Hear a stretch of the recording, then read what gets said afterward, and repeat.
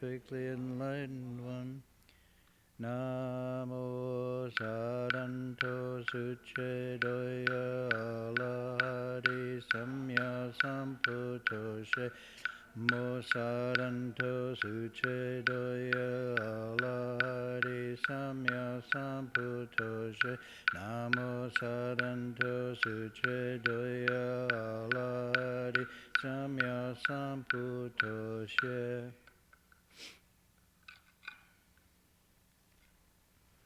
We'll do the verse for opening the sutra, first in Chinese. Wu sheng shen shen hui miao fa, bai qian nan zi nan ya yu, wu jin jin wan de shou chi, yin jin ru lai zhen shi yi. The unsurpassed, deep, profound, subtle, wonderful Dharma in 100,000 million aeons is difficult to encounter. Now that I've come to receive and hold it within my sight and hearing, I vow to fathom the thus come one's true and actual meaning. Namo Da Fang Guang Fu Huayan Jing. Huayan Highway Fu Pusa. Namo Da Fang Guang Fu Huayan Jing. Huayan Highway Fu Pusa. Namo Da Fang Guang Fu Huayan Jing. Huayan Highway Fu Pusa.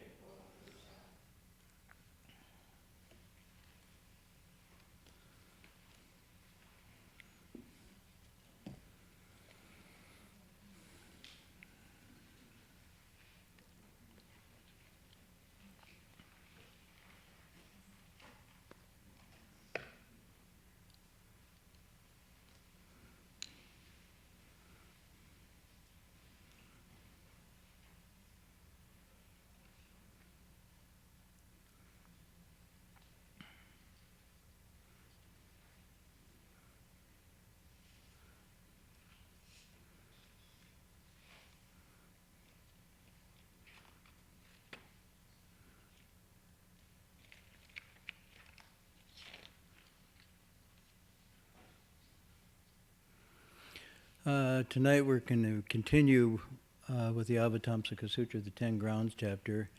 You were probably expecting Heng tonight, and I'm not him, just in case you were confused. He got sick this week, let's see, maybe starting yesterday, and is still recovering. So he asked me to stand in for him tonight, and I'll do that. Heng and I have been working with the Avatamsaka for many years, and this particular section, Dasha Bhumi, the 10 Grounds, we first encountered through the lectures of our teacher, Master Hua, but then we worked on it individually, translating it during our bowing pilgrimage. So we would sit every day at the end of the day in this station wagon along the coast, light a kerosene lamp, and then we would translate it. Heng would read the Chinese, and then we'd work on an English translation and transcribe it into a little notebook we kept.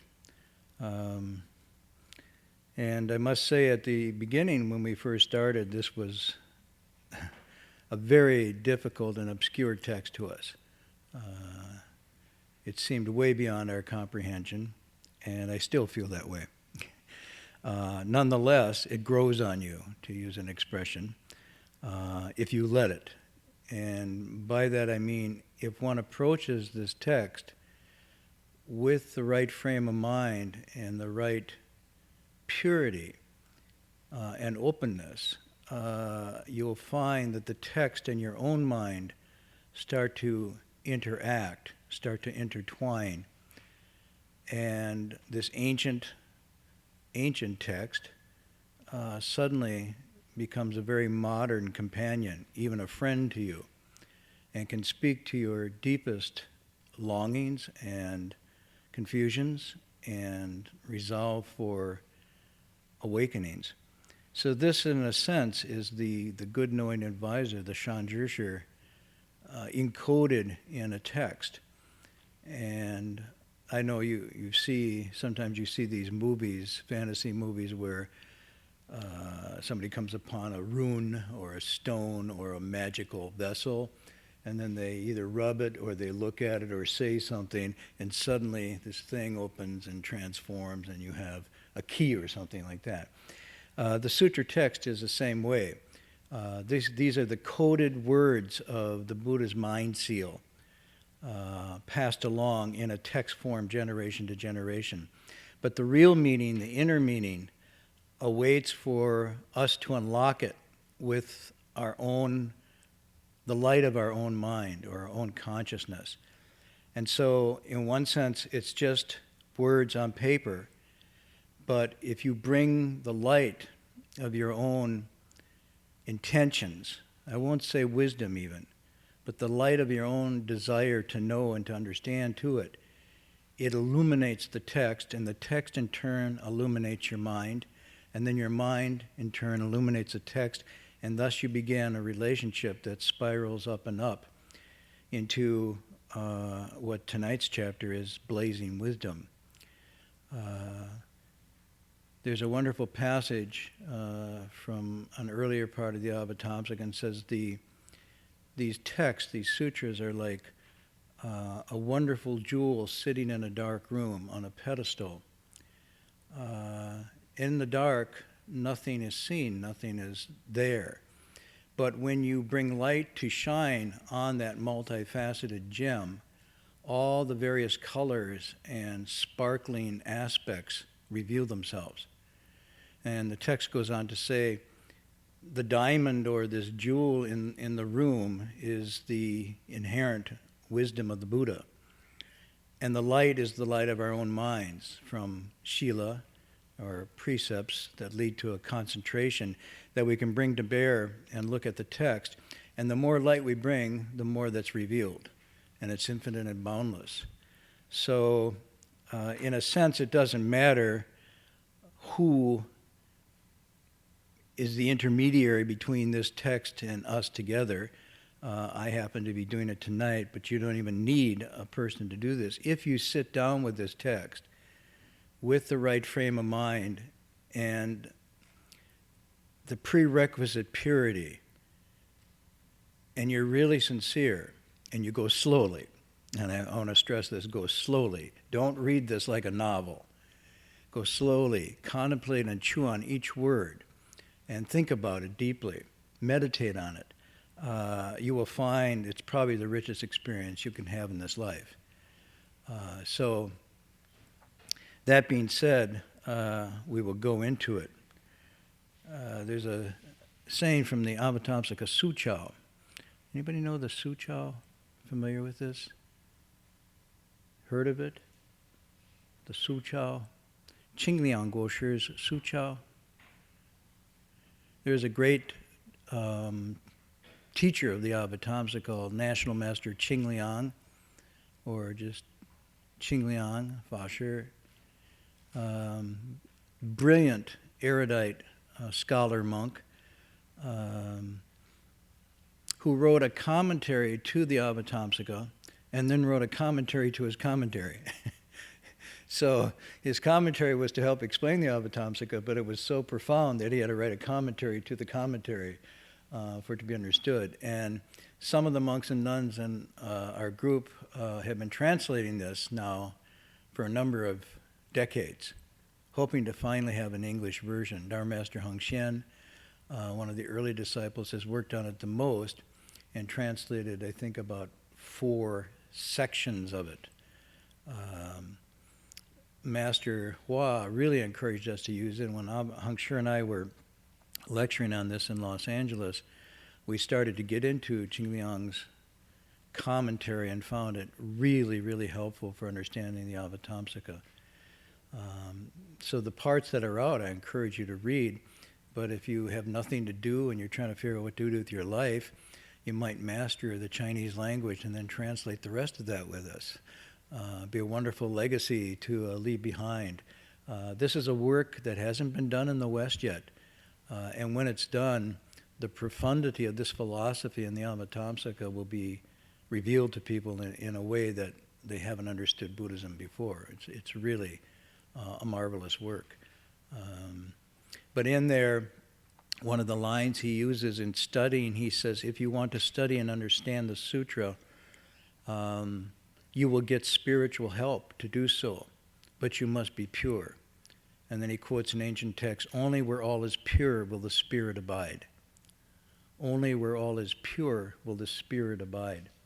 So through purity, we begin to create a ground or a space for a kind of aid to help us see and understand these texts. And this aid both is internal, coming from our own nature, but I must say it's also external. And so when we go Namo Da Fang Guang Fo Haiyan Jing, we are invoking the spiritual assembly of the Buddhas and Bodhisattvas that surround this text, and we're asking them to lend their aid and light to help us see this, to help us light up the jewel in the room, so to speak. So it's a wonderful coming together of all sorts of phenomena here. Anyhow, that being said, let's look into tonight's text. And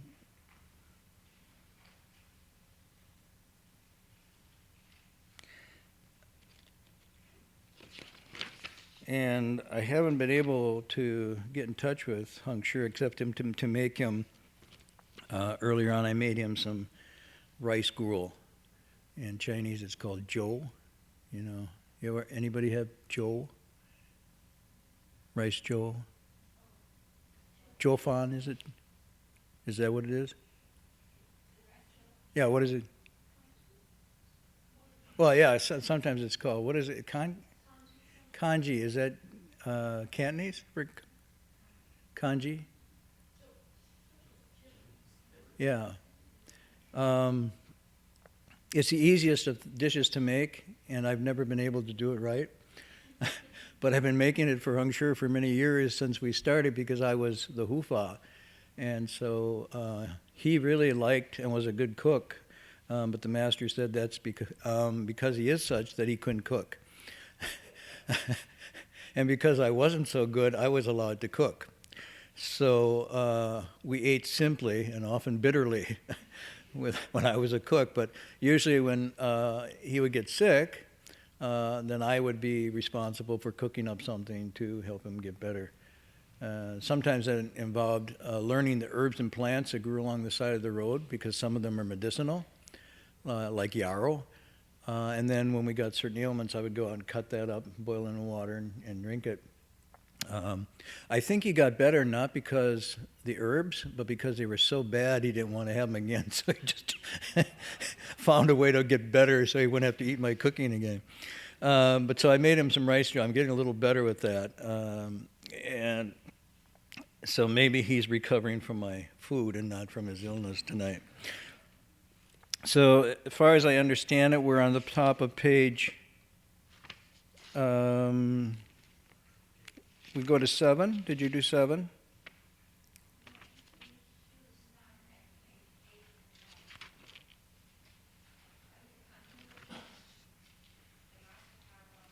So where did you end up exactly? You went through...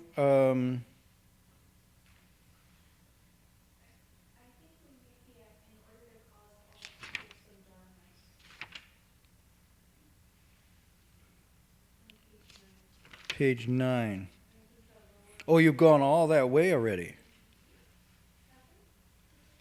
Have you done, you went through the body and the contemplations and so forth last week?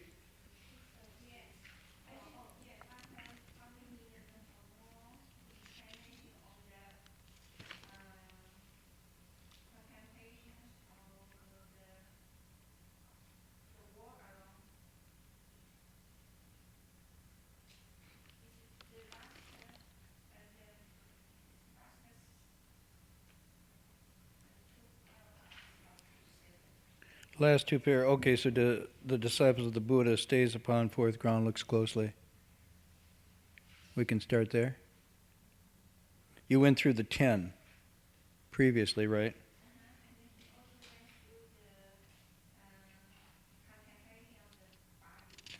Okay.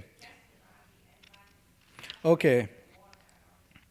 Okay. So let's begin. We'll overlap a little. We'll start on the bottom with the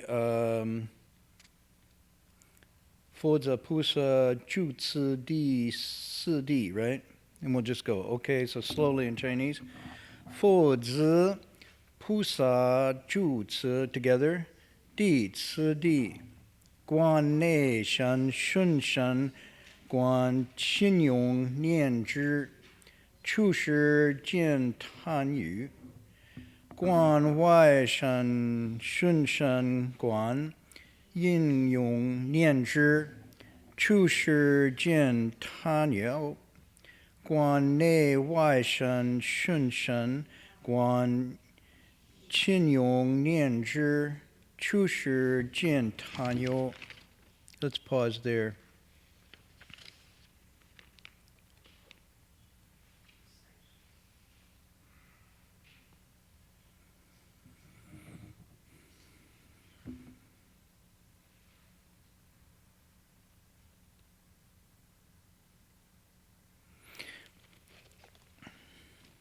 There's a lot of things that are going on with this particular chapter. The term for blazing wisdom is what? What is the Chinese for blazing wisdom? Yen? Yen. Right? Yen. Hui Di.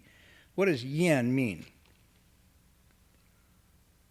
I know we translate it as blazing, but what are some of the other meanings of yen?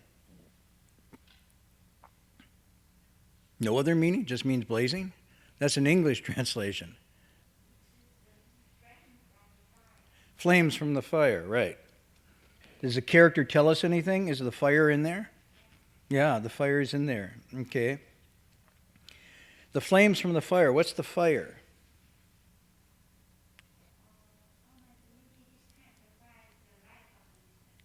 Ah, so fire is light. It's not temper. Fire can be constructive or destructive, right? The nature of fire is it can be incredibly good, like tonight we're being kept warm by fire indirectly, the heat. But fire can also destroy. So this potential, this fire, is the fire of the light of wisdom that we all have within us. If regulated and if brought into its proper use, it can illuminate and penetrate. If untended, though, it can inflame and destroy. And so blazing wisdom is the potential that we have in ourselves to see and know things directly and clearly for what they are, and to live wisely. However, that same source of wisdom can be, if not tended and cultivated, destructive. And then it becomes what? Instead of blazing wisdom and bodhi, prajna bodhi, it becomes what? Come on, we've been through this. This is called the buar, the non-dual teaching of the Dharma. What is the non-dual teaching of the Dharma? Buar. What does it mean? Not two, literally. Buar, not two. This is not a koan I'm giving you. This is a question. What is the meaning of buar? Okay. A little Chan poem. Where there are people, there are flies. Where there are people, there are flies. You get it? All right?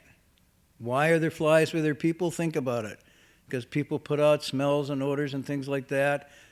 People are not pure, so therefore flies gather.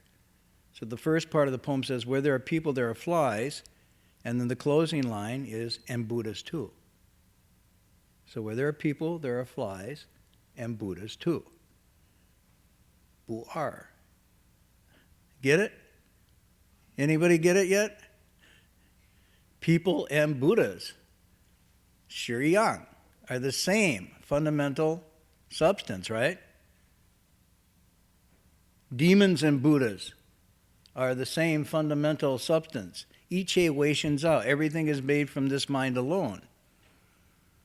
Right? Good. Affliction and bodhi. 烦恼就是菩提. Puti 就是烦恼. Get it? We're going in the right direction. So blazing wisdom is the fundamental substance or nature cultivated to purity and radiance.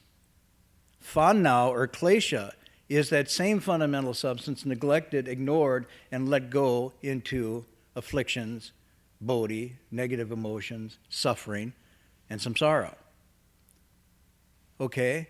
This is so essential to Buddhism to understand this. So what this chapter is talking about is the enlightened being, or the being that seeks to be enlightened and enlighten himself or herself and others, is striving to take this fundamental nature and transform it into blazing wisdom, as opposed to suffocating or drowning afflictions. But the substance is the same. So we have the potential within us to become blazing wisdom bodhisattvas, or suffering, helpless ghosts and demons and so forth. Rao Ren Yu Liao Zhi San Chi Yi Che Fu Ying Wang Fa Jie Xing Yi Che Wei Xin Zao. If one wishes to know, all Buddhas of the 3 periods of time contemplate the nature of the Dharma realm. The Dharma realm is? The Dharma realm is, then you finish. See, this is like a multiple choice test. The Dharma realm is blank. What is the Dharma realm? I'm not going to let you all just sit there and go to sleep. I mean, right, the Dharma realm arises. What is the Dharma realm, though? What is this Dharma realm that arises from mind? Is it like a galaxy someplace? Is it a pure land? What is the Dharma realm? Dharma Dhatu, what is it? I can't hear you. The world we live in, but the world we live in, we're only aware of only part of the world we live in. Now I know I think I'm really smart, but our awareness is really small. Of the Dharma realm, what parts do we know? We know our job and our family. We know our friends and our enemies. We sometimes know our taxes, although you can't tell these days. And we know we're going to die. Oh, and we have dogs and cats and pets. So we know something of the human realm, and we know a little bit about the animal realm. And how many of that makes up the Dharma realm? 2. And the Dharma realm consists of how many realms of existence?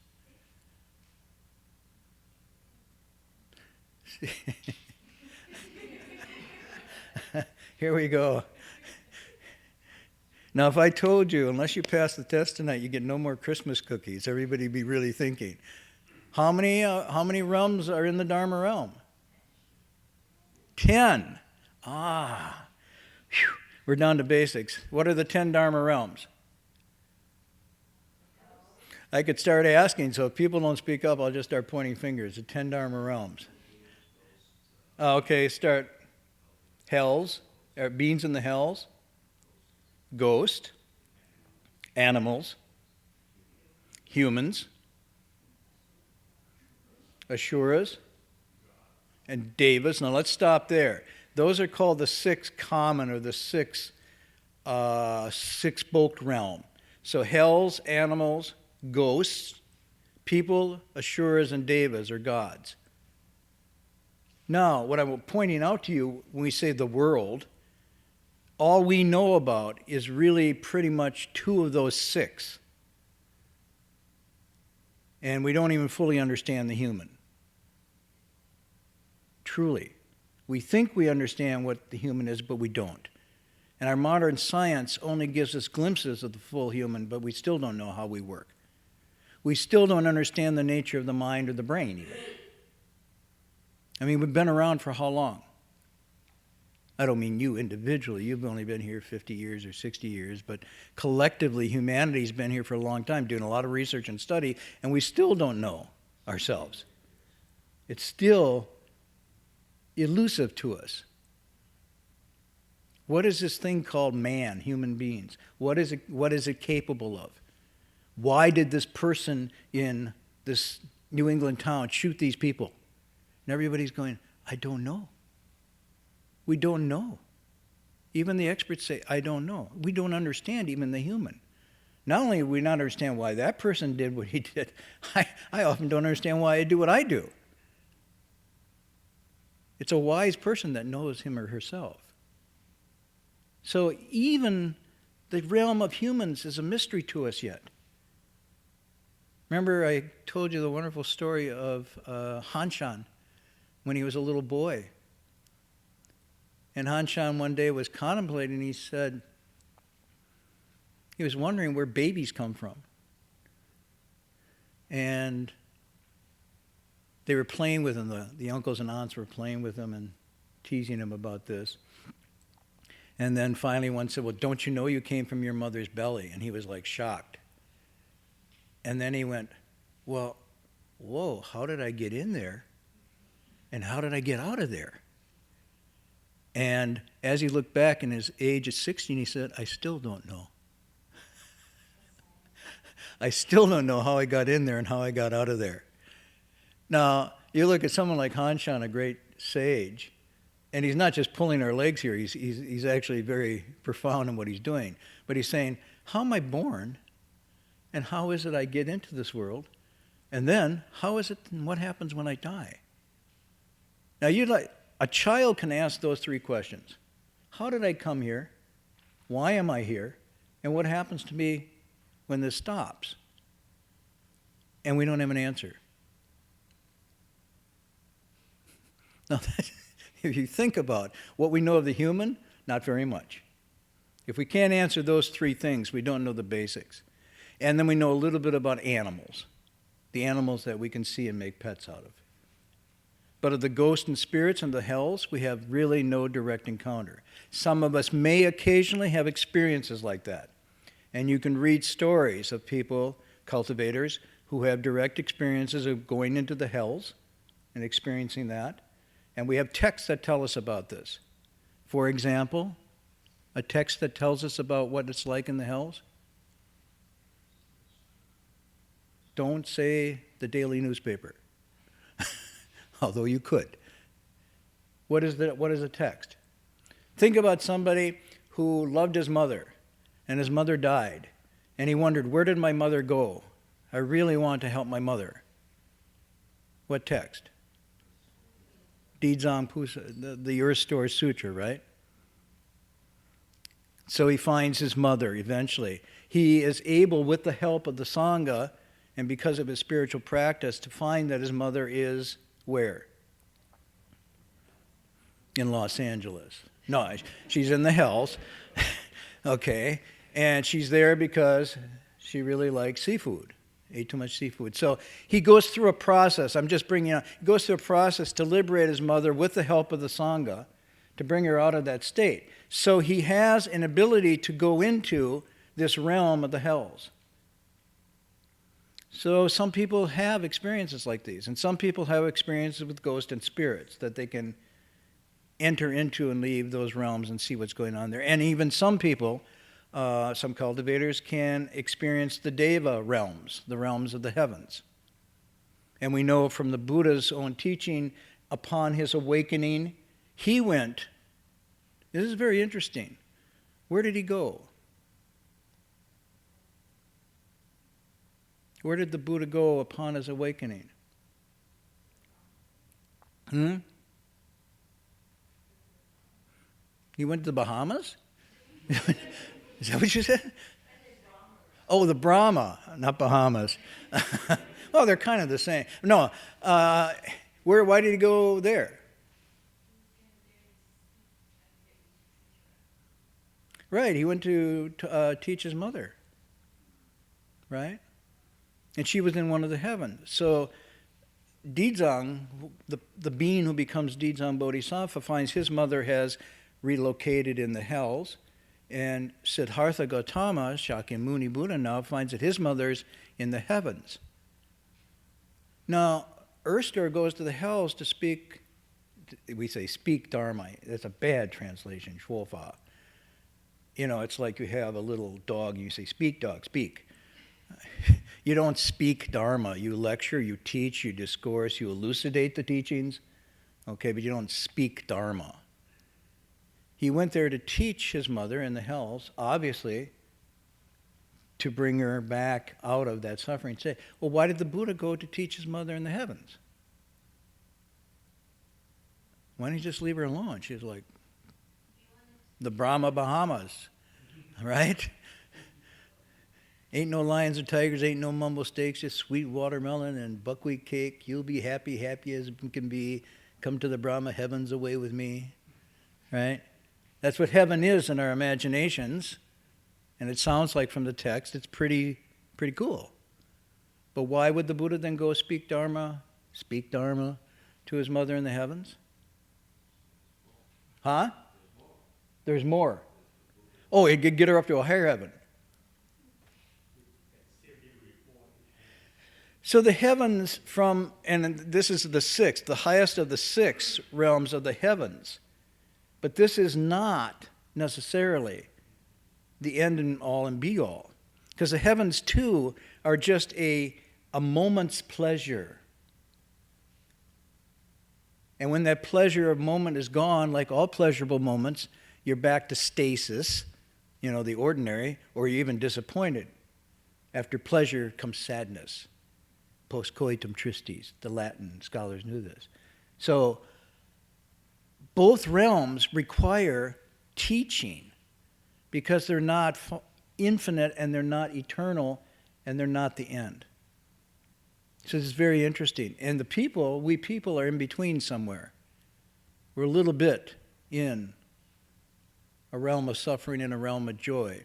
But we're caught between this state, and therefore that's why human birth is considered to be so efficacious, because we're not suffering so intensely that we can't think of anything else but the suffering, which is what the hells are. They're uninterrupted, they're unintermittent. It's like having a migraine headache and you cannot stop it. Anybody had a migraine headache here? Yeah. I've had migraine headaches. And you have a migraine headache, what do you feel like doing? Watching TV? Going out for a good meal? Calling up friends? Mahjong? Computer games? No. You pull the shades, you lie there like a corpse, and you just moan. But even moaning is too much, because moaning makes your body move, and when your body moves, you even get sick. That's how bad migraines are. So a hell, in a sense, is, and what are you thinking about when you have a migraine? Even a thought is painful. And so you go into this state, all you want to do is end the pain. That's the hells. And so you don't think, you can't contemplate anything else. In the hells, it's just pure suffering, uninterrupted, where you have no relief. In the heavens, on the other, it's like pure pleasure. Pleasure after pleasure after pleasure, and you have no other thought except what's the next pleasure. The Buddha's describing this. I'm not making this up. I'm giving you the description why the Buddha said human birth was so positive. Because in the human, we're caught between this middle state of knowing suffering but not completely immersed in it, and knowing joy but not completely able to indulge in it. And because we have this consciousness, we're able to cultivate. And that's what's unique about the human realm. Not that the human realm is ideal, but it's an ideal place to have this juxtaposition and therefore a consciousness that wants to cultivate.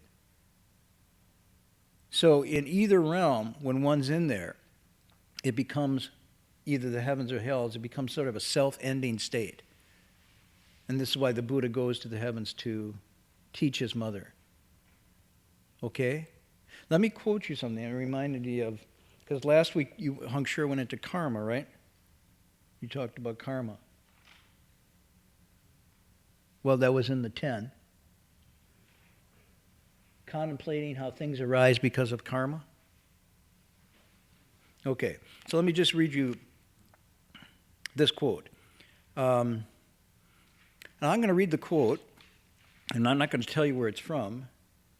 So there's an extra prize tonight when you leave, if you can guess what sutra this is from. Here's a clue, Ananda. Ooh, that would narrow it down to about 100. Ananda, these living beings who do not recognize the fundamental mind all undergo rebirth for limitless aeons. Rebirth meaning born again into. So again, we have to understand from the Buddhist perspective, or let's say the awakened perspective, birth and death are illusions. Birth and death are merely transformations. They're changing points. They're not ends or beginnings. To be born is not a beginning, and to end is not a death. We use those terms because we have a limited wisdom. But in reality, there's continuity. And that's why it says from beginningless. You read the text, it's from beginningless, without beginning, without end. This is samsara, going on, going on, going on. We think of birth and we get all excited and they pass around, I used to pass around cigars, I don't know what they do now. They celebrate and they blow up, and have this big celebration when somebody's born, and when they die, we all cry. From the Bodhisattva's point of view, it's like, what's the fuss? Being born is no big deal, it's just changing. And dying is no big deal because it's just changing, and there's just constant change.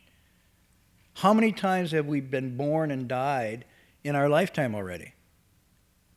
You all can remember a time when you weren't like you are now.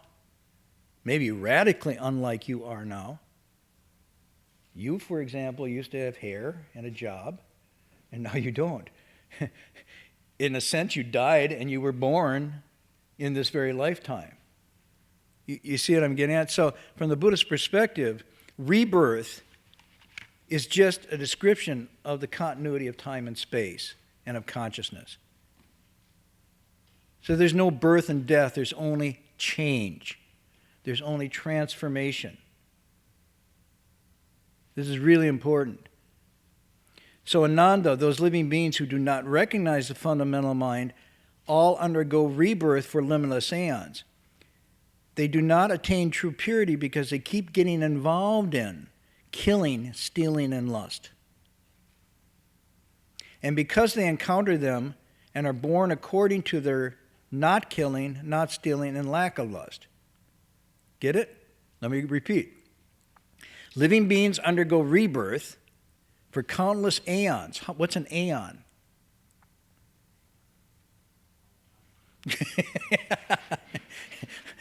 Very good. A long time. So a long time without limit. Excuse me? Can you wrap your mind around that? Now, an aeon is like millions and millions of years. Let's say light years. And then you say, yeah, that's a long time, but I can imagine millions and millions of years. All right?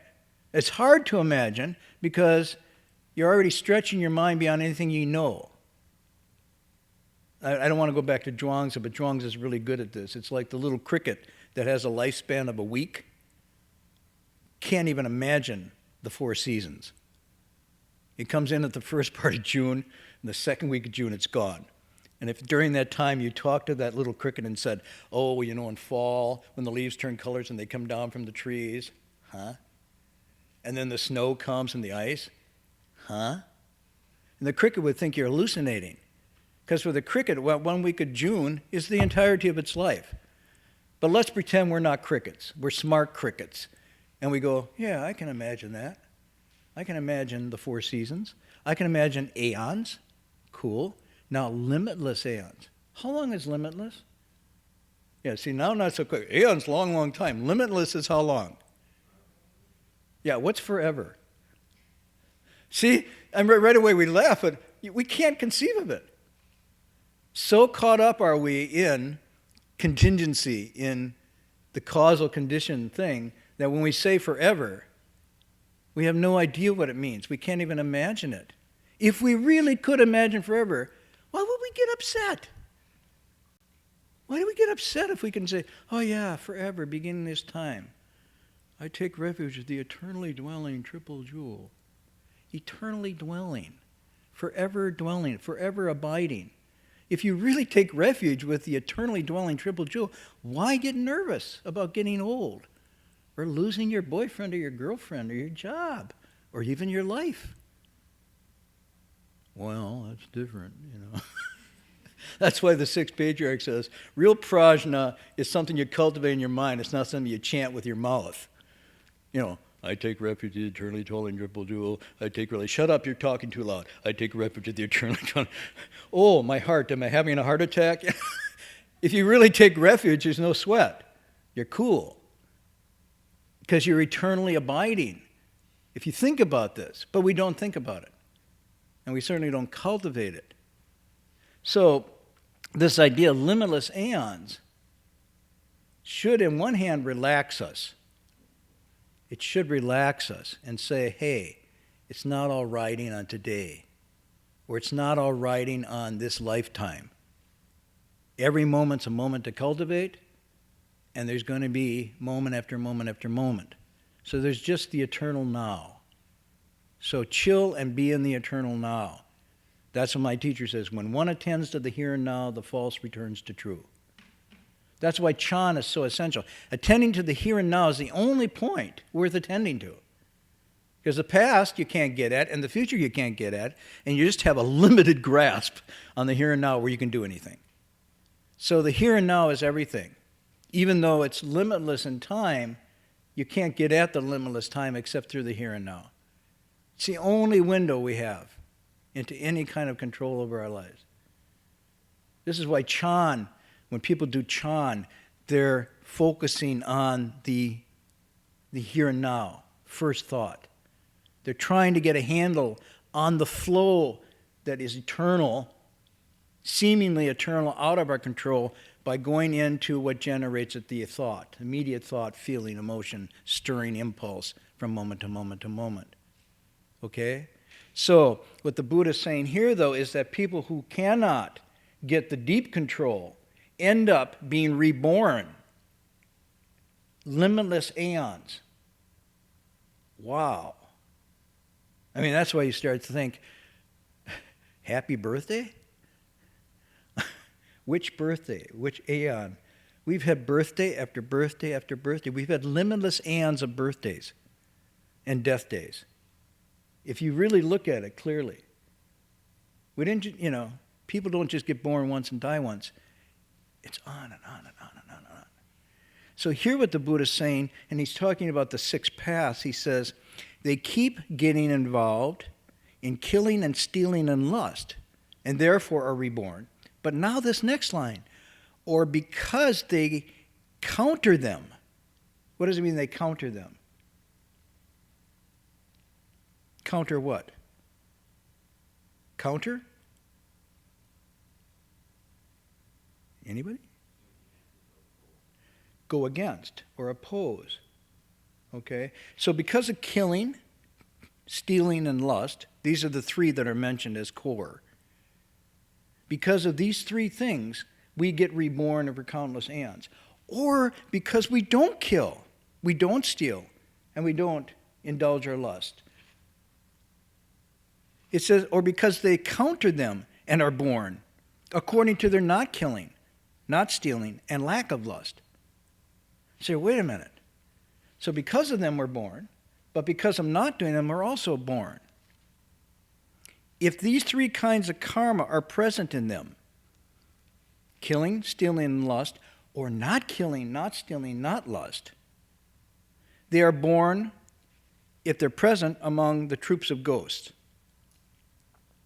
So this is directly from the text. If the killing, stealing, and lust is strong in you, and by the way, this can be with body, mouth, and mind, and more importantly with mind. So yes, you take life. Yes, you steal. And yes, you engage in lustful. But if you do it in mind, even without performing it with the body, it still creates karma. And in some ways more powerful. Now he says if those are present, there are born in the troops of ghosts. Also the troops of ghost is the first. Well, what would be the others? Called the three evil destinies. Animals and hells. So rebirth in those three realms, or let's say transformation into those three, come from the seeds of killing, stealing, and lust. So as we create karma with those as intentional killing, intentional stealing, intentional lust, we don't regulate, we don't subdue, we don't cultivate. We just let them roll freely. Let it all hang out. Okay? Then we gradually transform into these realms. And sometimes, the texts say, you can see it in this very life. You can see the precursors of that type of thing happening to somebody who really indulges with these now. So when you're looking at someone who indulges in killing and stealing and lust, you can, if you look closely, see a transformation, a kind of indicator of what's coming next, because the physiognomy, the aura, the vibes, the qualities of that person start to change and transform. They lose their light. And you can see it in their face. You can see it in their limbs. This is not even Buddhist. Confucius talked about this. So, and in somebody who gets really, like someone who's just totally addicted and wasted, you look at them, you ask, are they really not in a living hell right now? Okay? But now he's saying, if they are free of these three kinds of karma, killing, stealing, and lust, they're born where? Want to anticipate? In Berkeley. No. They're born in the destiny of gods, the devas. Well, wait a minute. So the text is saying, giving into those three, you're born in the hells, animals, hungry, ghost, and not giving in, you're born in the heavens. The incessant fluctuation between the presence and absence of these three kind of karmas gives rise to the cycle of rebirth. So now, Buddha speaking to Ananda. Some of you will know the sutra. Anybody know the sutra? I'm joking about a prize. Sharingama Sutra. So this is the Buddha speaking to Ananda, describing how karma creates this. But interesting here, he's saying that karma, we always think of karma as creating negative rebirth. You know, somebody has something and they say, oh, it's your karma. Right? So somebody's sick or they fall or they lose their money. You say, it's your karma. You probably stole in the past. Or somebody gets sick and you say, oh, it's your karma. You probably killed too much in the past. But if somebody leaves home, we don't say, oh, it's your karma. But it is. That's the karma of good, producing the fruit. So karma is not about evil. It's about intentional actions that produce results, and those manifest as rebirth in those 6 realms. Okay? Any questions?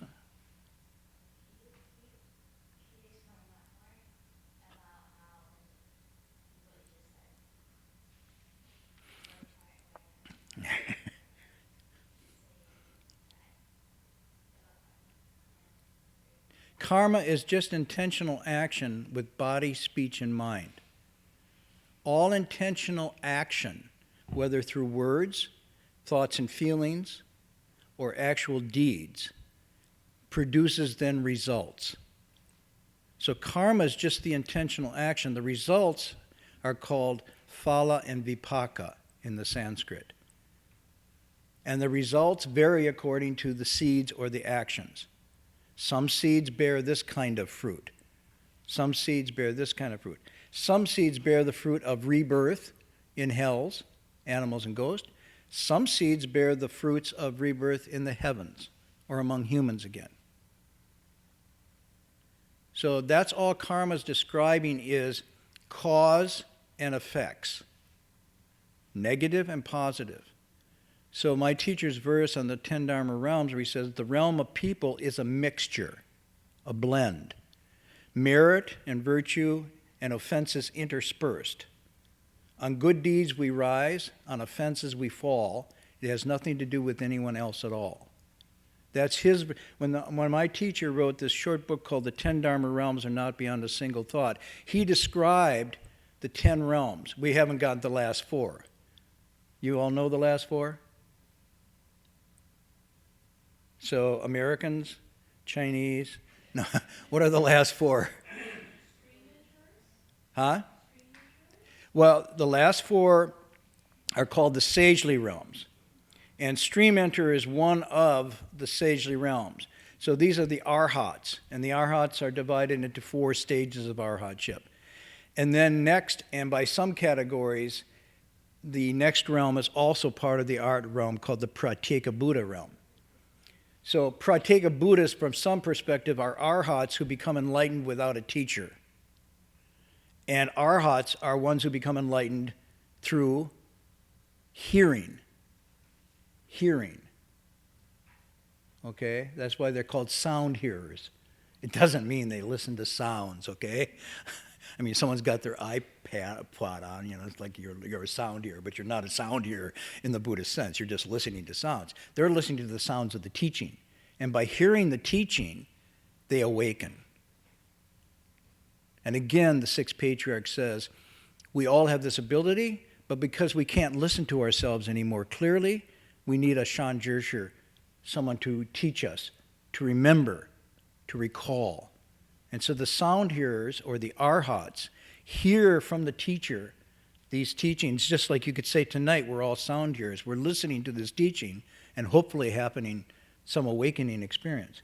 By listening to this, we remember our inherent nature, remember our Buddha nature, and we start to move positively. Pratyeka Buddhas are the next of the sagely realms, and they don't have teachers, but rather they're called solitary enlightened ones. In other words, they enlighten by their own solitary contemplations and spiritual exercises. Okay? And what do they awaken to? They awaken to the profound workings of yin-yang, causes and conditions, samankham, pratita samyutpada, the 12 conditioned links. Then the third realm is, of the sagely realm, you can answer, you can't hide behind the podium. What's the third one? Bodhisattvas.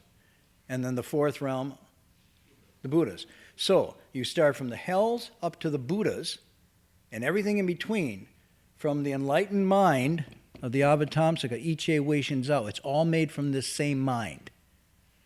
It is one mind in 10 manifestations. Wow. This is pretty interesting. Talk about neural elasticity. This is saying the capacity we have, all of us have, is to be in those lower realms or to be Buddhas, and everything in between. That's pretty profound. Now, this text that I read you tonight talks about how those 6 realms of rebirth, whether good or bad karma, are still within the non-sagely realms. So that's why my teacher would say, yes, you do good things, you can make offerings to the triple jewel, you hold the precepts, you try really to be hard to be good to people that don't deserve to be good to because they're really, no, you have that feeling you're going to be good, you're going to be charitable, you're not going to be stingy, you're going to be nice to the planet, you'll hold the precepts. What else do you do? You support the publications of texts, sutras, you make offerings to the Sangha. If you're a family person, you raise your children well, you're generous, kind. Patient, because there's a lot of people that really test patience, so you have to be patient. Those are called living beings, and I want anything to do with them, but I'll be patient. And the result of that is rebirth in the heavens. You can be reborn as a human, and you got it pretty cool. So as a human, you're really in a pretty good space. You have a nice house, nice community to live in, nice people around you. No one's throwing things through your windows at night or stealing from you. This is called dependent retribution. Dependent retribution. In other words, the conditions that support your proper retribution, which is your body. So we're kind of getting into the text tonight of inner and outer, when he says he contemplates inner and outer. So the inner is your proper retribution, your body, your health, your mind, your physical state of being, and so forth.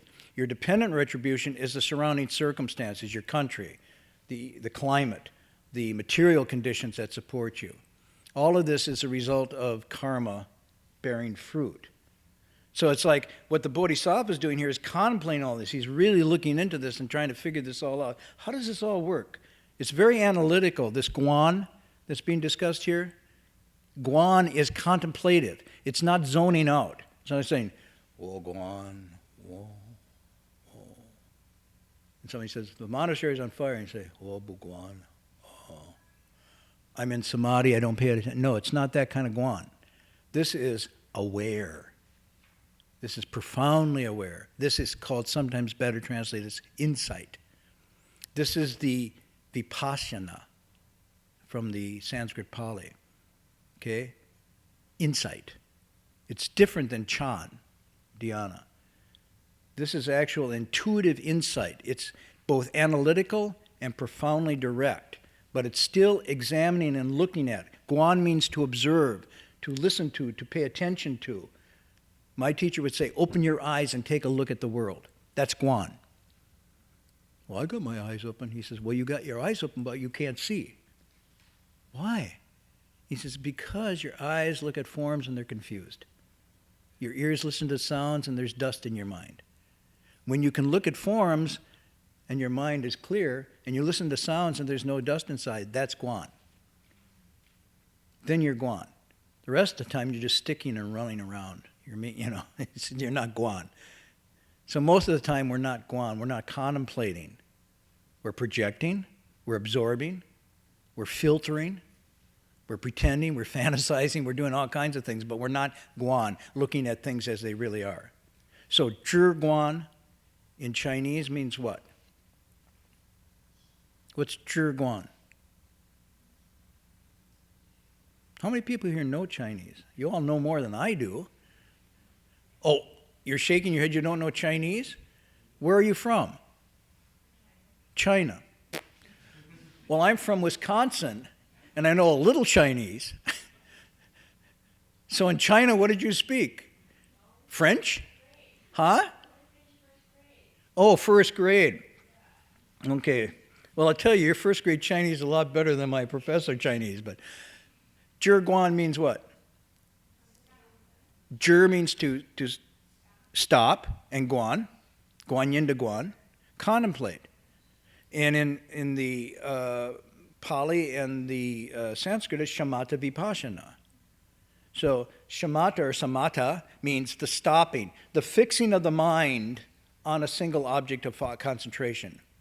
This is a kind of samadhi in the sense that it is focused concentration on an object of meditation. And so your mind then goes from the 10,000 down to 1.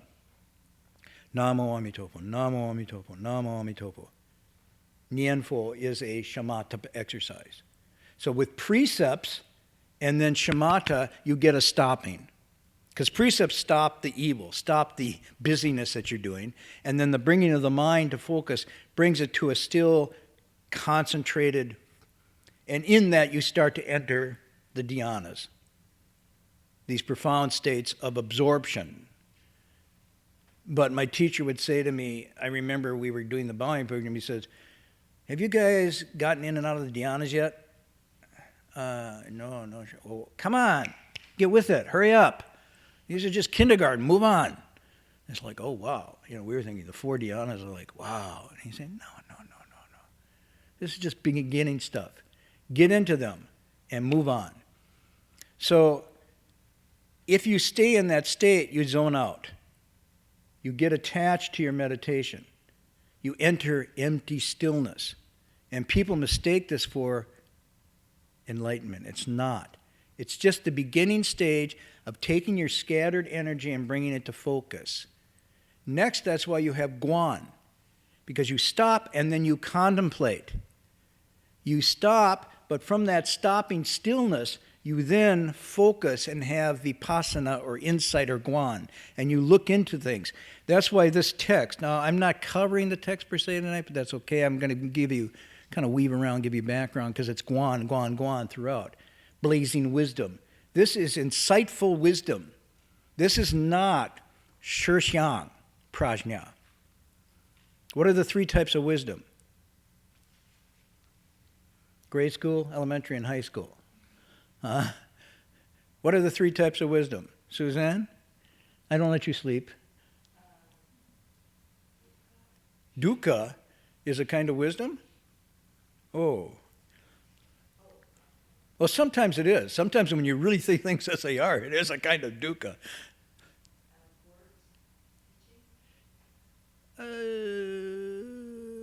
Who's up there? Anybody up there? Anybody up there know the three kinds of wisdom? They're all reading the newspaper. Huh? Yeah, prajna is wisdom. So prajna, boro, literary. There's literary, and then contemplative, and then shirshang. Yeah, what is it? Wushang, shirshang, what does that mean? We don't know. But let's look at the first two. Literary prajna comes from the reading of the text. You read them, you get insights into them, and the more you read, the more you develop this literary prajna. So if you read the classic spiritual teachings, you will develop a kind of literary prajna. It's still dependent on the word. As soon as you close the book, no more prajna. It's gone. And then you go back to the book. What was that great quote? That will really, and you try to find it again. But the next type is not literary, it's contemplative prajna. What is the nature of that?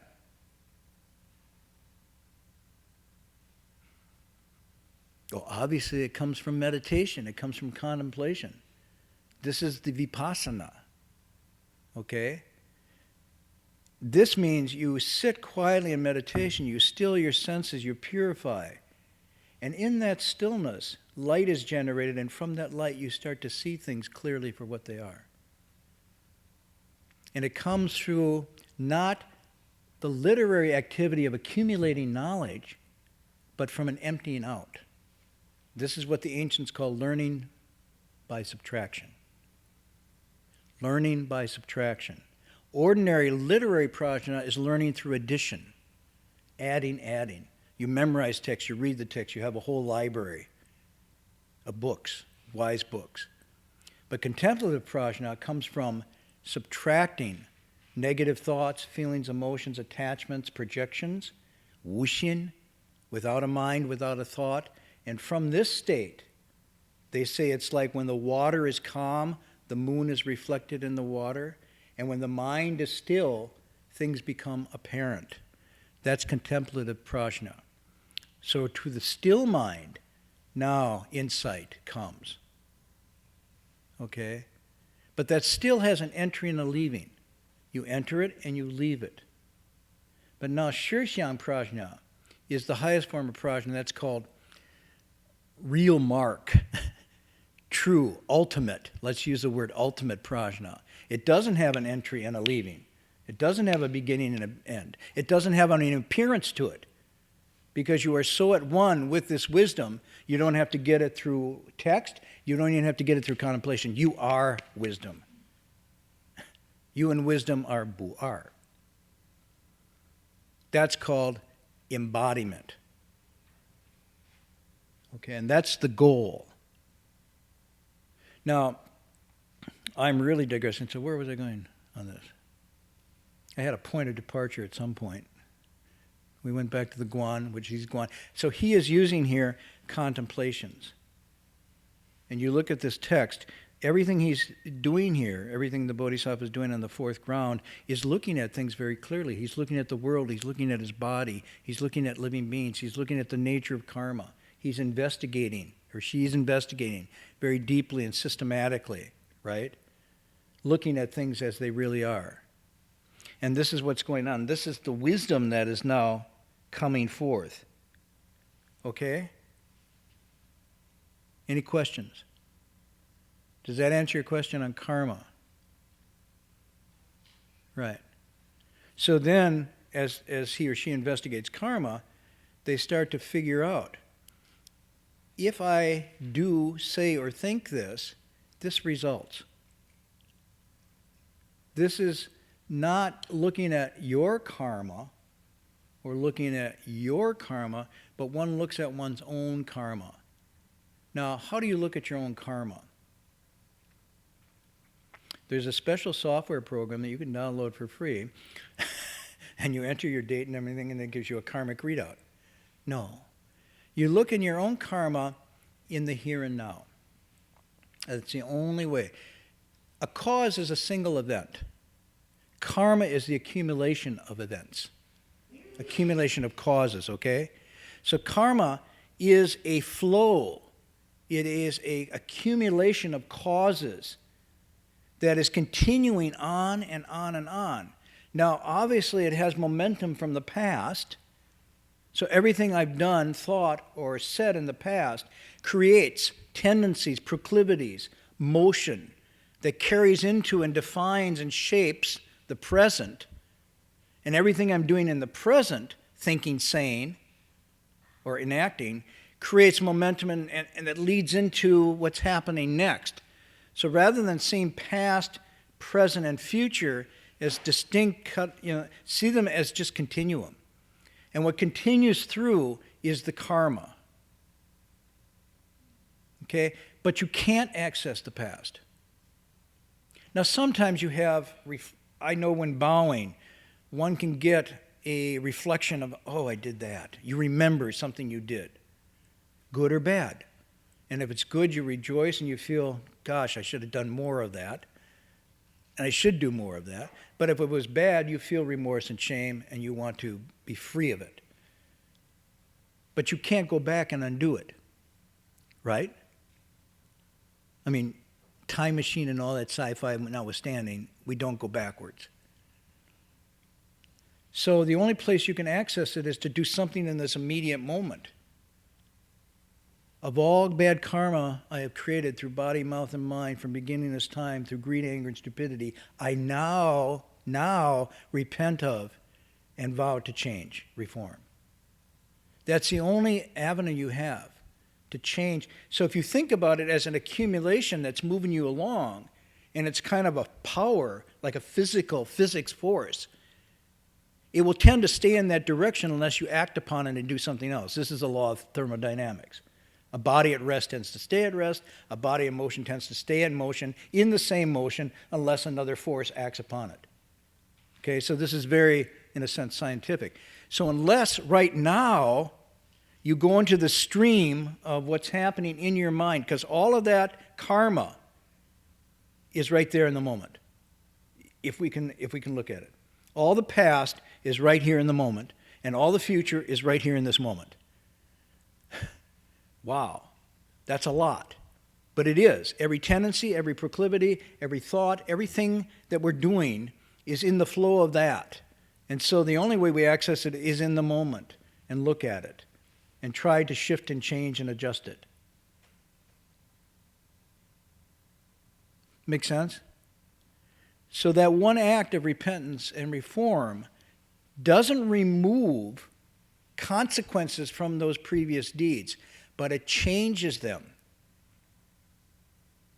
It softens them. It ameliorates them somewhat, because everything is made from mind alone. So karma is not fixed and determined and fated. Otherwise, why would we bother to cultivate? If everything that's going to happen is predetermined by what we did, why bother to do anything now? So that should give you a notion that karma is not predetermination or destiny, but rather tendency. Tendency. So we act on it now. That's again why human life is so valuable, because we can put our attention to it now.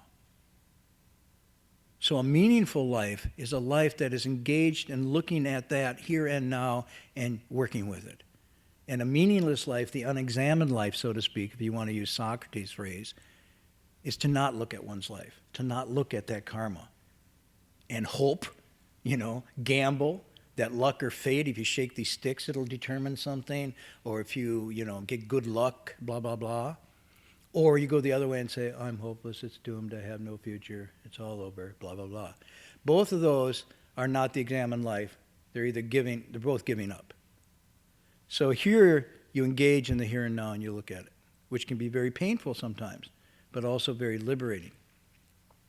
Okay? So what the Bodhisattva is doing in the process of becoming wise is stepping deeply into the contemplation of these forces and dynamics, and doing it in a very wide way, not just inside for himself or herself, but outside in the realm of beings and time and space and everything. He's looking at everything through this lens and trying to get really clear about it.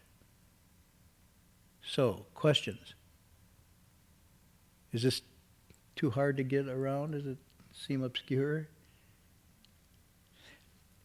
Why my teacher, who I consider to be a great, profound, wise teacher, taught us to pay attention to the here and now was always a mystery to me. You know, when I first came in, I was thinking, well, why doesn't he just teach Boro, Prajna, profound wisdom? What do bodhisattvas on the 10th ground do? And he was constantly teaching, pointing at the most human, mundane stuff. My greed, my anger, my mistakes, my arrogance, my wanting to be better than somebody else, my jealousy, my fears. All these human qualities was where he put his attention. Not into the profound past or the mysterious future, right in the here and now. And the here and now in my humanness, the lack of the fullness of my humanity, the things that tied me up and afflicted me now. You kind of think, why would a great Buddhist master spend so much time on that silly stuff, the quotidian, day-to-day? And I didn't like it. I'd wish he'd leave me alone and just pat me on the head and say, Shanzai, Shanzai, you know, in the future you're going to be a Buddha. He would say, maybe, depending on what you do now. Oh, so his attention always went to the faults, the habits, the tendencies that were very observable and very immediate. And he would say, yes, there is a profound ground of the spiritual sagely, but you're never going to get there except working on the ground under your feet. So his attention wasn't to the profound and mysterious of the Dharma, although he lectured on that. But if you were a student of his attention was to the deepest recesses of your mind, your thoughts, your patterns, your habits, often the ones that I least recognized in myself. In that way, he was therapeutic. He was a Dharma doctor. And he was attending to the causal ground from which my destiny was being made. And what I was right now was the composite of all those thoughts, feelings, habits, and whatnot. That's what was the driving mechanism of my being and determining my future. And so he would work on that level. And he would say, bodhisattvas don't worry about effects. They only worry about causes in the here and now. Ordinary people pay no attention to the causes here and now and just worry about effects. Oh, why is this happening to me? Why couldn't this happen to me? And so on and so forth. But the bodhisattvas only attend to the one place that has any power, the here and now. And often that's not about profound and mysterious Dharma, it's about ordinary human flaws and human goodness. And so that what was good, he would reinforce and encourage and say, sustain this. And what wasn't good, he would say, recognize, get rid of, get past. Do not continue this. And what isn't good and you don't have, don't bring it up. And what is good and you don't have, nurture it. It was like extremely commonsensical in some ways. But what wasn't commonsensical about it was the rigor and intensity on which he focused. When you were in his presence, there was no place to hide. You couldn't pretend, oh, I'm a cultivator, I'm a left home, blah, blah, blah. He would just penetrate right through it. So what are you thinking? And you realized he knew what you were thinking. And so by doing that, by his seeing that, forced you to look at it yourself, and you became childlike in a way and open. And that became the ground for change. So it was interesting, in his commentary to this section, which I read last week, he suddenly goes on a digression, which I think is a digression. I remember at the time, and I thought, why is he talking about this when we're talking about this? And what he was talking about was repentance. Now, I'll paraphrase it for you because it goes along with what I'm saying, but right in the middle of these lectures, everything's made from the mind, the bodhisattva contemplates, blah, blah, blah, and he'd say, by the way, all of you should know one of the most powerful dharmas is repentance. Repentance allows you to go in and admit you're off, you've made mistakes, and allows you to again acknowledge it, bring it up, and cleanse it, and you return to your natural purity, and you can go on to blazing wisdom. He said, if on the other hand, you don't acknowledge it, you don't bring it up, and you don't repent, you cover it over, it is like a sore that covered over will just fester and get worse. Even if other people don't recognize it, even if you think you put, and he says, you put on a face to pretend you're this way, and everybody thinks, oh man, they're really holy, blah, blah, blah, blah. He says, useless. Because if it's not true, it's not in your heart true, it won't produce any good fruit. So he said, do not put on a face. Do not try to conduct yourself in such a way that covers over. Reveal it, get it out, move on and cleanse. This is the heart of cultivation. That was his talk during this particular section of text. When I think back, it is related. It is related because it's talking about what this text is doing. It's talking about the cleansing, the returning to purity that then becomes the ground of, and that means the karma here and now. Okay? Good stuff? Interesting stuff? Now the problem is we don't have him around to do that. I can't do that. I can't say, oh, so you're thinking about that. Oh, yeah. And I can't read past faces most of the time. So if somebody pretends to be something, I'm kind of like, oh, they must be, Or even if I know, because I do it, I cover it over, that you're all covering it over too, we just mutually agree not to bug each other about it. Right? Hi, how are you? I'm fine. You? Oh, I'm great. I'm going to the temple. Oh, Jila. Yeah, really good. Yeah, right. That's okay. But we're all pretending. Inside, there's less than bodhisattvas. Okay? There's all this stuff going on. Now, without the teacher, if we want to waste our time, we can do the cosmetics. We can put on the rouge and the makeup, so to speak, or the appearances of things. Oh, did you hear about so-and-so? They made this mistake. Oh, really? Good. And me? Oh, no. I just recognize others' faults. Why would I recognize my own when I don't have any? Or I want you to believe I don't have any. So it's a waste of time, is what my teacher was saying. Don't waste your time. Even if other people aren't going to see it and recognize it, your energy must be put to your own. So he said the biggest of things, the biggest of deeds, meaning sageliness, Buddhism, bodhisattvas, begins in the smallest of places. He always would emphasize this point. What's the smallest of places? In the here and now of your thoughts and feelings of what's going on in the depths of your heart. That's the ground. That's the smallest of places. So I can't do anything like he would do, and maybe the temple in some ways is a mirror for that kind of self-reflection. But if we take this text, if we're going to take it seriously, we have to recognize that what the Bodhisattva is doing here is this deep, deep examination of his or herself and looking at everything very, in a sense, objectively and scientifically and say, I do have this fault, I do have this tendency, and I need to work on this, I need to get it out. There's no other cultivation besides that. I mean, coming here to chant together and doing ceremonies together and sitting, all of that's good and necessary, but it's not sufficient. The only thing that's sufficient is the purification and rectification of one's own heart and mind. That's it. I mean, this was, in fact, the lesson that Bodhidharma gave to Liang Wudi. Liang Wudi, this great emperor who built monasteries and temples and fostered Buddhism and education and left home people and let people out of prison. He would just let people out of prison to forgive them their whatnot and become monks and nuns and everything. When he met Bodhidharma, said, wow, I'm a pretty cool Buddhist, right? I mean, wow, And Bodhidharma says, no, nothing there. And the emperor was really upset. And the reason he was upset because Bodhidharma was saying the merit that you've done is all superficial. But real cultivation is virtue, and virtue is the cleansing of the mind and the heart at the deepest places. Wow.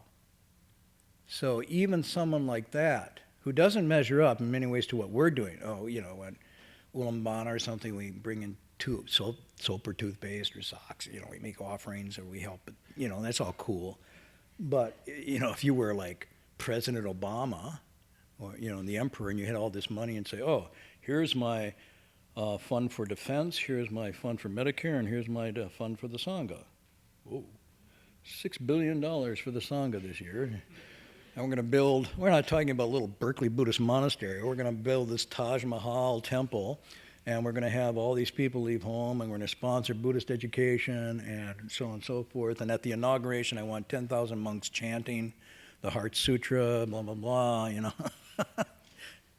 And then that president or whatnot meets a sage, and the sage says, so what are you doing? Fart, fart. Are you cultivating your mind? Are you straightening out your mind? Because the only way places is the straight mind. Whoa.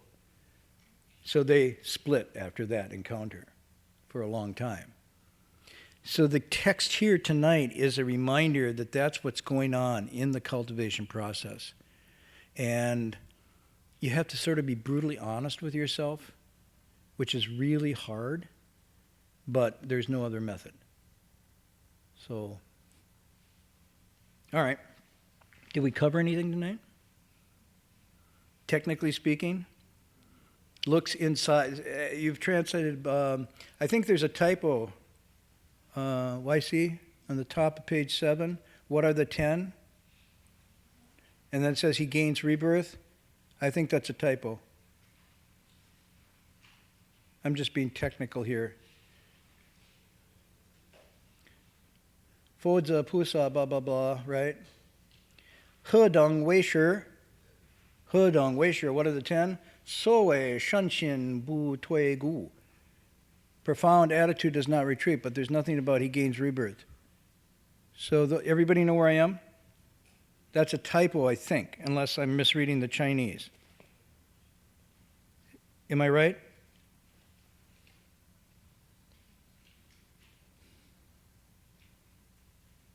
Those of you who know the Chinese, is there, he gains rebirth by keeping a profound attitude? I don't think so.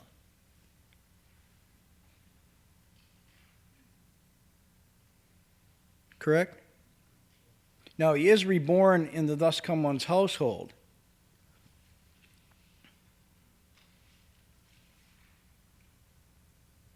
And Heng Sure went over that, correct? What it means to be born in the thus come one's household? It means your parents are Buddhists?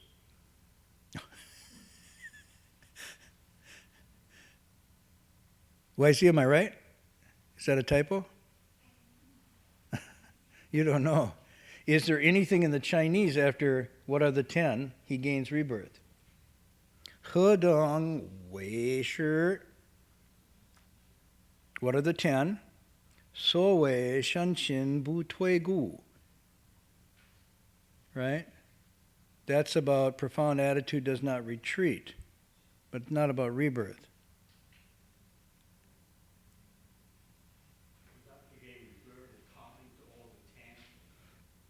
Well, what he's doing with the 10, he's maturing his dharmas, it says. These are the ways he matures or ripens.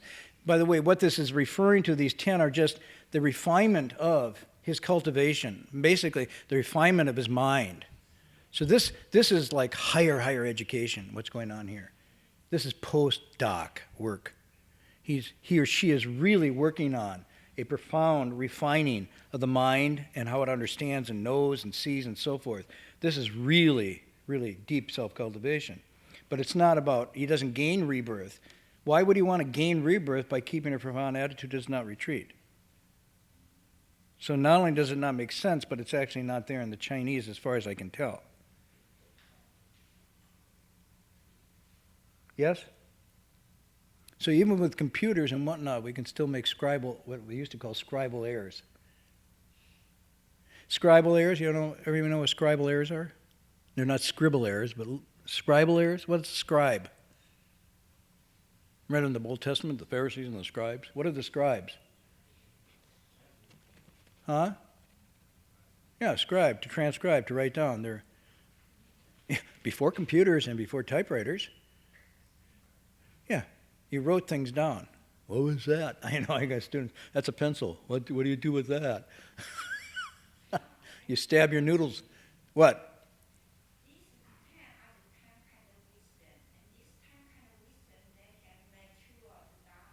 Right.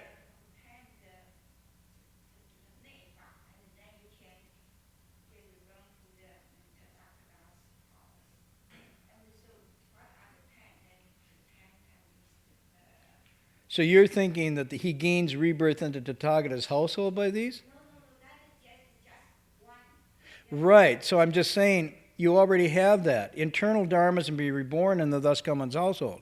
How? But why then in the English you say, what are the 10? He gains rebirth again. Yeah. I would remove it, but you can work on it. But I don't think... The only rebirth he wants is the thus come a household. And then what are the 10 dharmas he uses to mature? These are the 10, but not to gain rebirth. Yeah, one previously. So I'm just catching a scribal error. Blame it on the computer. Okay, so the other thing down below, just to make pretend I've covered some of the text tonight. Okay, so he looked closely at his own person. But literally this is ne, shan, right? People following that, we read it tonight. Guan ne, shan. What does literally guan ne, shan mean?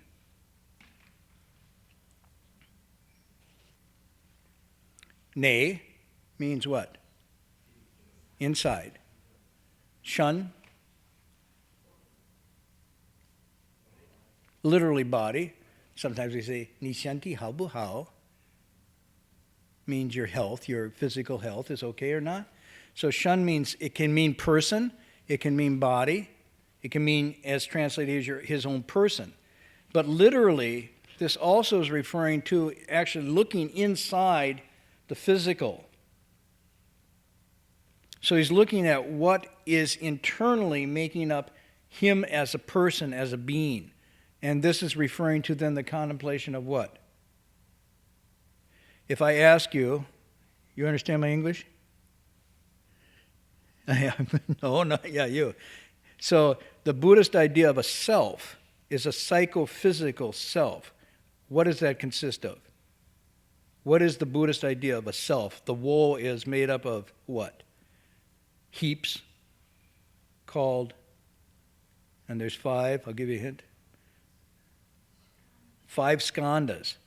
So when it says the nesh on here, it's referring to the contemplation. Look closely at the 5 skandhas. 我是谁? 谁是我? Who am me? Who am I? What is this thing called me? What is it? Laura, what's the thing called me? Is it... Well, let's see. Is it this? Is it your arms and legs and blood? And it's not. Well, how about then your feelings? It's not, okay. How about your perceptions? Nope. How about your deep habituations and intentions, almost the unconscious, samskara? Not that.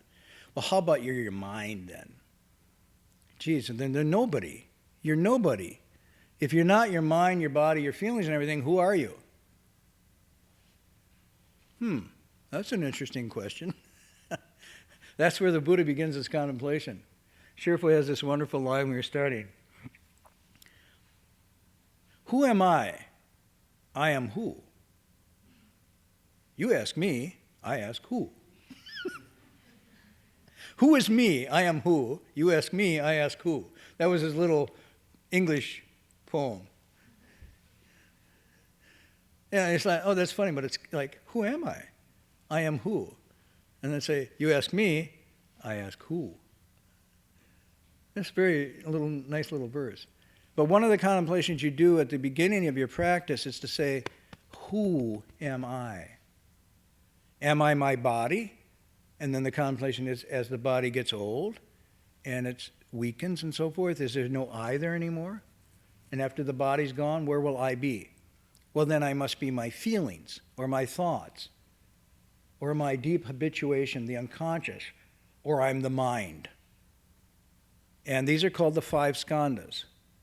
And the part of the Buddhist contemplation is to peel through those layers of identity and see that all those are contingent, impermanent, passing, and in change all the time. They arise from causes and conditions, and they change with causes and conditions. There's no permanent war there. Hence, wu-wo, anatta. Okay, so when he contemplates inside, he's contemplating the nature of me, the identity structure called the 5 skandhas. Now, you get into this deeply. Where does this break down into something that's really profound? The end of the Shurangama Sutra. When you go through the 50 skandha demon states. Why 50? Because there's 50 states. It's very American. No, why are there 50? Well, let's see. 5 times x equals 50. What's the x? Hey, very good. So there are 10 states of mind associated with each skandha. So there's 10 form, 10 feeling, 10 perception, 10 samskara, 10 consciousness, and those 10 make up the 50 skandha states. These are layers, like layers of an onion. You go through in your meditation practice, dissolving the false sense of self. So that's why these 50 skandha states are talked about in the text as the states that arise as you contemplate nation. Okay? And then the next one down below, Guan Huai Shan. Now this we translate, it looks closely at the world around him. But what is this then? What is it? It's the entirety of the environment, but it's specifically referring to the 6 objects of perception, which are, I know this is technical language, but it's important to understand this. When the Bodhisattva is contemplating, and this is something we can all do, who am I? What is this? What's going on? You say, well, this is physical. There's flesh and bone and blood and breath, the 4 elements, and they're working together, and that gives a physical me. And I also have feelings and emotions, and I have perceptions that I make, and I have deep habitual tendencies that I carry and move me along, and I have a consciousness. Sure. Body and mind, if you want to break them down. So rupa, the form, is the physical, and the other 4 refer to activities of mind, feelings, thoughts, samskara, and consciousness. This is all the mental. So body and mind make up the me. But then when you look into them deeply, what is body, what is mind, you find this moving pattern of conditioned dharmas, changing all the time. That's the inner contemplation. The outer contemplation is what's that? But specifically here it's talking about the 6 objects of perception. Do you know what those are? So I gave you before when I talked to you, and I told you my teacher says, the eyes see forms, inside there's nothing. The ears hear the dusty sounds, but the mind doesn't know. Right in thought, you're apart from thought. You think, and yet you have no thought. That's the rest of the verse he gave me. That's when I was a shami. I said, okay, got it. Anything else? It's talking about forms for the eye see forms, right? Sights, sounds, smells, tastes, tangibles, and then what are called dharmas or objects of mind. Okay, these are the 6 called the 6 sense objects or the 6 objects of perception. That's the Wai Shan, the outside, okay? Outside the body. Now what the Buddha I'll try to cover some of this text, even though it's technical. Get into it. What the Buddha is saying is this is part of a realm of interaction that makes up me and my world. And they are continuous and contiguous. They're not separate things. There's no me here and that outside. The objects of perception are just that. They are objects of perception. What sights, what sounds, what smells? Well, which ones I perceive and notice. So some that are I judge to be pleasant, I hold and I regret, and those that I consider unpleasant and painful, I try to push away. And I define them constantly in different ways. Some sights I find pleasing, some sights I don't. But these are not intrinsic to those sights or sounds, but they are perceptions. I'm projecting onto them my consciousness and saying, I like, I don't like. This is attractive, that's repulsive. And they change over time. Think of St. Paul to the Corinthians. When I was a child, I played with the things of a child. I was amused and entertained by the things of a child. Now I've grown up and I put aside the things of a child and I pursue the things of an adult. But which ones are more real? The toys or the Mercedes? Neither. They're just objects of perception. Consciousness shifts. For a little, when I was 3 years old, my bicycle was the hottest thing in the world. My dad had a nice shiny car. I could care less about a shiny car. Now, when I was 16, then the bicycle was in the garage and all I wanted was a shiny car. But they're just objects of perception that change according to our consciousness.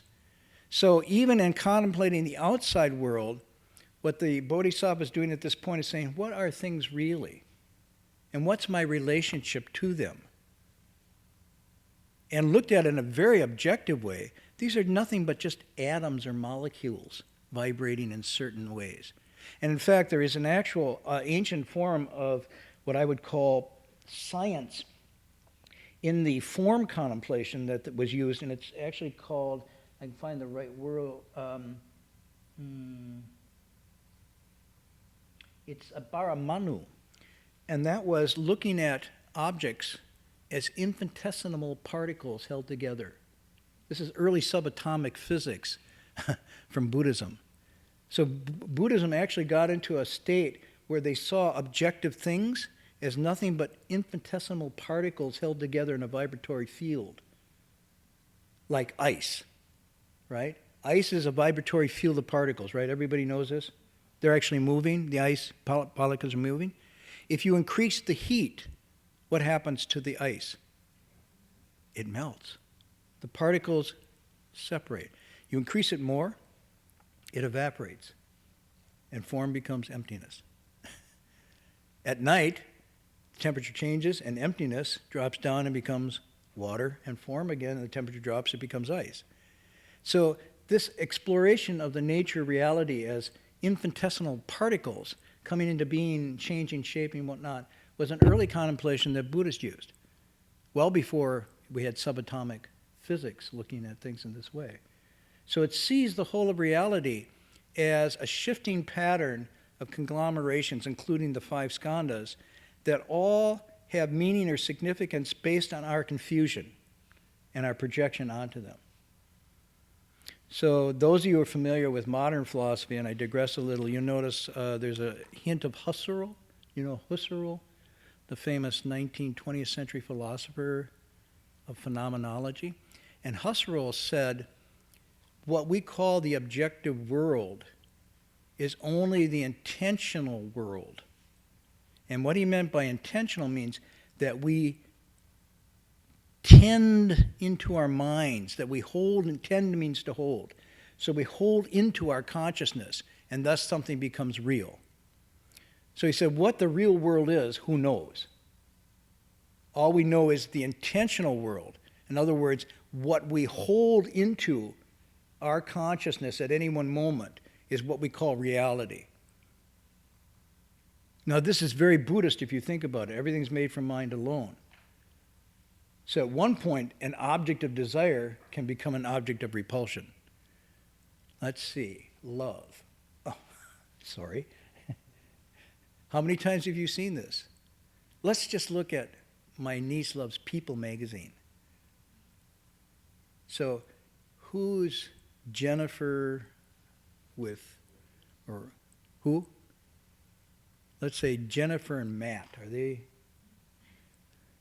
No? Who? She's with who?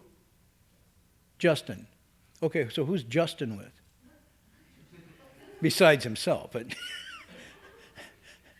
so Jennifer and Matt and People Magazine, happy, the wedding, the pictures, and even a couple babies. And then the next issue, Jennifer and Matt split, and there's hatred. And so the mutual objects of desire from one week can turn into objects of aversion or repulsion the next week. But then Matt finds Mary, and Jennifer finds Tom. And then there's objects of desire again. But then within a short period of time, after some contemplation, things as they really are, there's repulsion. So what the Buddha is saying and what some philosophers are saying is what we call the world outside, and that's what that contemplation is largely still and quiet. There's nothing going on. Okay? And maybe Heng Sure covered this in the passage last week.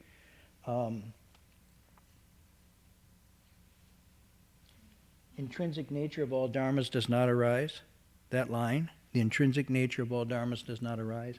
What this means is reality is still and quiet because no dharma self-exists into itself. It's only by definition what we make of it. Causes and conditions cause it to be something. Causes and conditions change, and it's nothing.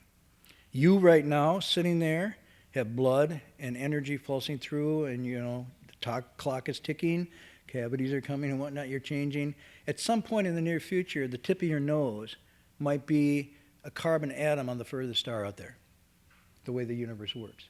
And at the same point, some carbon atom on the farthest star out there sometime in the future will be the tip of the nose of someone who's born. The interchange of matter and energy. So when it says all dharmas do not arise, contemplating this, all dharmas are just this way. They're thus. And they shift, but we make them into something through these projections and so forth. So this contemplation, tonight I was going to do something, but I don't have time. I ran out and I ran over, and I'm sorry. So next time if I ever come. There's a great little video that I asked Locke to share, but we don't have time tonight. But it's a kind of modern little film, short film, showing this phenomena that I've been talking about in a very graphic way. But we don't have time tonight. And I ran over, and I'm sorry. So, any announcements? How's that? How long's the film, Locke? 10 minutes. You could show it next week, right? What's that? Well, is that a... That's a Zen question. Am I here next week? And I'm just saying, attend to the here and now. Am I really here now? Do you know the great story of the tea? The cultivators who were drinking tea? Every New Year's, which is coming up, they would get together and have tea and celebrate, 3 of them. And they pour the tea and someone would say, Happy New Year. We don't know if we'll be here next year to celebrate in this way. And they're just about to drink, and the other one says, no. Says, not only not know next year, we don't even know if we'll be here tomorrow to celebrate. Whoa, and then they go, and that one says, no. We don't even know if we'll be here the next breath to celebrate. These are 3 Chan people celebrating New Year's. So you ask, am I going to be here next week? I think, oh, well, we don't even know if I'll be here next breath. I don't think so. I think, well, if Heng Sure gets well enough, he told you he's off to Australia, right? So he'll be in Australia. And then he's probably made arrangements for the lectures to continue, I think, through the nuns will be coming, be my guess. But Locke can run this video for you. Well, I think you all want to go home. I can see people yawning, and it's already almost 9:30. Let me just describe it to you. I'll just describe it to you briefly, and I might give you a little taste for it. And then maybe next week Locke could just run it as an exercise. And the reason I like it is because it takes this kind of contemplation stuff, which we think is kind of ancient and Buddhist, and I don't quite get it, and does a modern contemplative. This is done by Charles Ames and his wife, and they did this short video, really remarkable, called Powers of 10. And it starts by showing a lovely couple in New York having a picnic on a blanket in Central Park. And the camera's there, and you can see them on the food's already spread out. And he said, if we, and then he goes to the hand of the man is reaching for the apple or the cheese or something, and says, here's his hand. Now, if we go to the power of 10 dimensions back, right? And then you can hardly see there's people there. And he says, if we go another 10, power 10, and he goes back, and all of a sudden, you go from the hand to the city of New York to the planet, and pretty soon you're gone, and the planet sort of disappears within the galaxy, and the galaxy disappears within the whole, and that's out to X amount of tens. And all you're seeing now is just empty space with maybe a little speck that is the Milky Way galaxy, not even Earth. And it's so tiny you can hardly make it out. And then he comes back, he said, but if we reduce it, it would come from the power of 10, boom, boom, boom, boom, boom, boom, boom, boom, boom, boom, boom, boom, boom, New York, hand. Wow. And you say, what's real? Which power is the best way of looking at it? Okay? But then, not content to do that, he goes into the power of 10, into the hand. So here's the skin, here's the dermal, the epidermal, here we go down, now we're down to the molecules, now we're down to the subatomic, now we're down to emptiness again. We can't even tell what's there. So it goes from the macro to the micro on powers of 10, and then back again. And so what the video does is to show you that what we call me and real and whatnot is merely a matter of frame of reference and perspective. And from another shift of perspective, or wisdom, if you want to say what wisdom is, it's having multiple perspectives. You start to see what is the nature of reality across these realms. Okay, so that's the video, but it's really, I don't do justice to it describing it. So maybe next week, Locke can show it here, and you can remember what it was about and just see it. It's really quite powerful. Okay? In that sense, you can use even science as a tool of awakening, used in that way. Okay, no questions, I hope? Any other things? Nothing needs to be announced?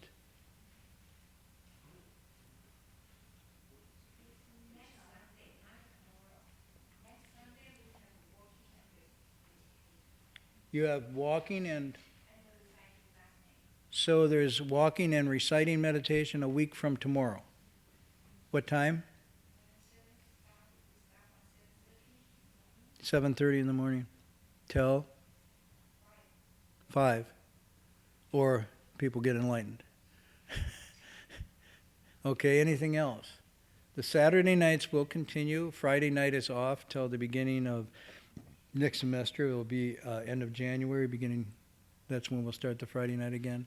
Right now, there's meditation sessions going on at the city. So if you had the opportunity, City of 10,000 Buddhas, there's an Amitabha session going on. I believe it's in its second week now. And then it'll be followed by how many weeks of Chan? 3 weeks of Chan meditation. Ends tomorrow? So Amitabha session ended today on Saturday, and then beginning tomorrow will be the beginning of 3 weeks of Chan. Okay, so if you have an opportunity to do that, it's not for everybody. How many people have done Chan? And was it really easy and fun? Oh. No, it wasn't. It can be very difficult. They say if you want to go up the mountain, there's all kinds of ways you can go, but if you want to go like that, that's the Chan school. So any of you who climb mountains know it's a lot easier to do the switchbacks, set up camp, have a fire, do your s'mores with the marshmallows and chocolate. But if you do Chan nonstop, straight up. Okay. Let's do the transference in English.